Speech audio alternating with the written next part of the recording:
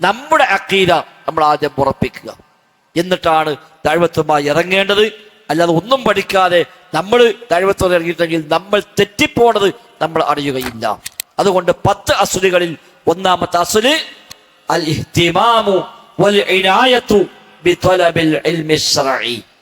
ശർഈയായ ഇൽമ പഠിക്കാനുള്ള അങ്ങേയറ്റത്തെ ശ്രദ്ധ, അതിന് കൊടുക്കുന്ന അങ്ങനത്തെ പ്രാധാന്യം, അതാണ് സലഫി ദഅവത്തിന്റെ ഒന്നാമത്തെ അസ്ൽ. കുറച്ചുകൂടെ ദീനിലേക്ക് ഇൽമിലേക്ക് നമ്മൾ ശ്രദ്ധിക്കണം.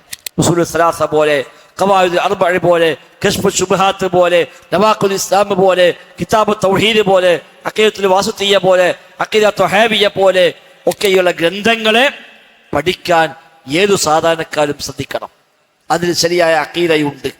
അത് നമ്മളൊക്കെ നാടന്മാരാണ്, നമുക്കതൊന്നും മനസ്സിലാവില്ല എന്നാൽ അതൊക്കെ പരിഭാഷകളുണ്ട്.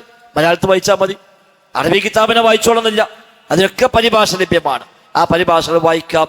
അതിന് ദർസുകൾ ലഭ്യമാണ്, ക്ലാസ്സുകൾ ലഭ്യമാണ്. യൂട്യൂബിൽ കയറിയ ഏത് ഭാഷയിലും ഇതിലൊക്കെ ക്ലാസ് കിട്ടും. ഇംഗ്ലീഷിലുണ്ട്, മലയാളത്തിലുണ്ട്, അറബിയിലുണ്ട്.